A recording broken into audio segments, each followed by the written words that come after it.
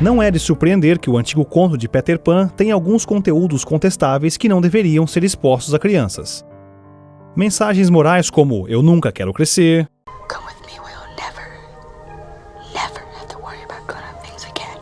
"eu faço o que eu quiser", I won't grow up. I won't grow up. I don't want to go to school. I don't want to go to school. Just to learn to be a parrot. Just to learn to be a parrot. And recite a silly rule. And recite a silly rule. Não há problemas em matar,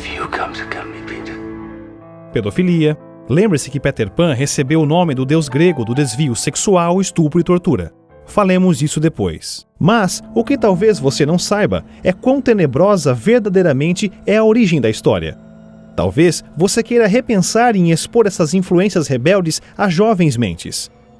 A história foi originalmente escrita por James Matthew Barrie em 1860. Ele perdeu seu irmão num acidente de patinação no gelo e sua mãe nunca se recuperou mentalmente do incidente. Ela até vestia James como seu irmão para fingir que o menino ainda estava vivo. Ao crescer, Barrie se torna um escritor e em 1891 se casa com a atriz Mary Ansell, um casamento que, nas palavras de seus colegas, nunca foi consumado. Mary tem um caso com outro escritor e o casamento é destruído pelo divórcio. Barrie, abalado pela aprovação, está caminhando com seu cachorro num parque e conhece os Davis. O filme de 1994, Em Busca da Terra do Nunca, com Johnny Depp, é baseado na experiência de J.M. Barrie ao conhecer os Davis, numa versão mais glamourosa de Hollywood. J.M. Barrie, pleased to meet you. J.M. Barrie, the author. Entretanto, Barrie rapidamente atrai os meninos George, Jack e o bebê Peter e passa a ser um visitante regular na casa deles e conquista o título de tio Jim. Barrie usa a família Davis como temas para seus escritos e é principalmente inspirado pelo bebê Peter, então coloca o nome do personagem de Peter Pan. Peter Pan apareceu pela primeira vez no livro Peter Pan nos Jardins de Kensington. O romance levemente velado de Barrie sobre George Davis, que hoje, com nossa sensibilidade aos predadores sexuais, tem um tom bastante assustador. No livro, um menino chamado David vira amigo do narrador, que finge ter um filho que morreu. Ele usa essa mentira para criar amizade com os pais de David. O narrador fica especialmente entusiasmado com a mãe de David, Mary, que é enganada, e isso permite tirar David completamente dela e ser dele. No romance, o narrador inventa uma história sobre um menino mágico chamado Peter Pan que nunca fica velho e que mora nos Jardins de Kensington. O personagem foi depois criado em seu próprio livro, onde na história Peter Pan mata todos os que escolhem crescer. Barrie é sem dúvida perturbador, por ter criado um personagem parecido com o deus grego Pan, que é sexualmente distorcido. Mas o que é ainda mais irônico é que na vida pessoal de Barrie, acusações de má-fé começaram a aparecer. Acusações que o relacionamento que Barrie tinha com os meninos Davis, principalmente com Michael, era de modo inapropriado.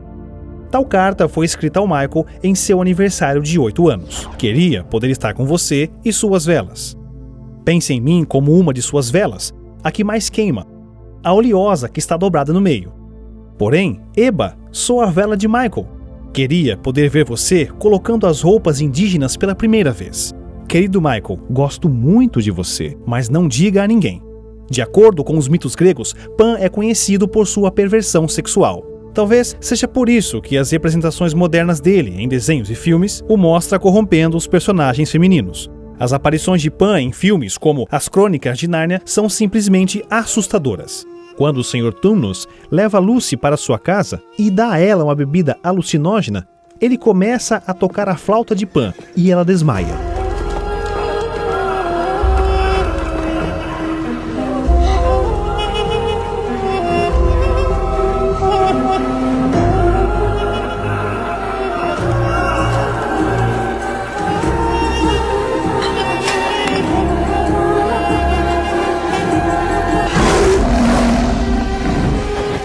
Quando ela acorda, o Sr. Tumnus está chorando.